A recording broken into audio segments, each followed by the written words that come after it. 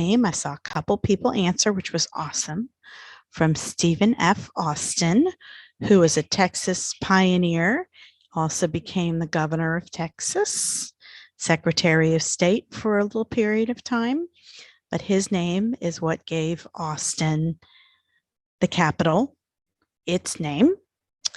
I am currently in a different part of Texas. You may notice a different background for those of you that are just with me. I am in a place on the beach, staying with friends, called Port Aransas. Port Aransas. And the minute you hear the word port, you know it's water because it's ships come in and there's a beach. So I just came down for a few days to visit everybody. So that's why my background is a little bit different. My Wi-Fi is also not very great here. So if we have troubles with Wi-Fi, I wanted to let you know why. So okay, let's check our chat before we move on. Yes, I'm outside on the balcony because everybody else is still sleeping on their vacation, trying to get some sleep in before school begins. So, okay, on Monday, I promised you that we would talk more about plot. So let's review our plot chart. Okay. Okay, our story arc. Okay. Remember, we have the exposition, the beginning, where all of the story, the characters, and the setting is laid out. Then the rising action, which is when the story begins. We start to learn about those characters. We start to see how there's going to be things like conflict and a problem.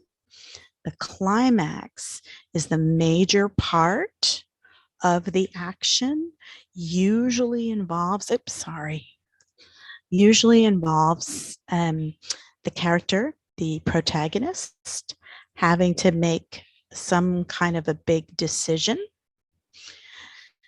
And then we have falling action, which is after that major decision or after the big part of the action, we start to see things decline, telling us that they are ready to wrap up or end the story, which is exactly what they do in the resolution.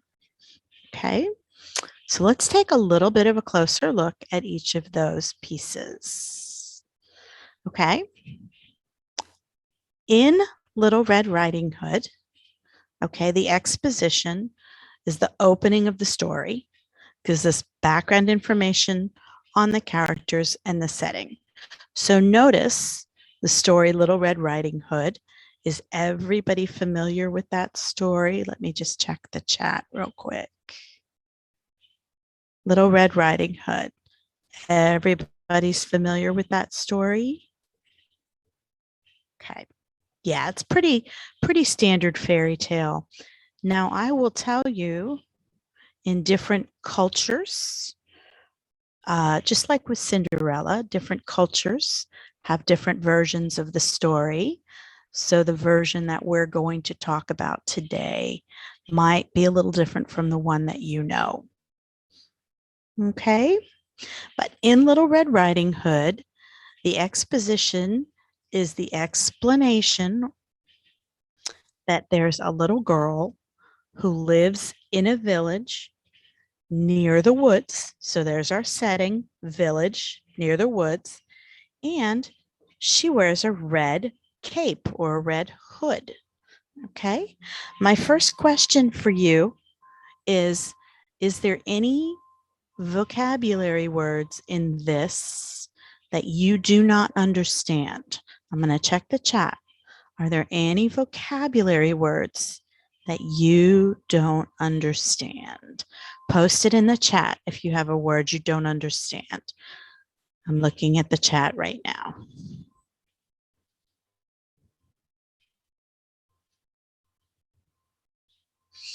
Okay, exposition is a part of the it's the part of the story arc where it's the beginning of the story. Have you heard the word expose? Is an English word, expose, to expose or to show.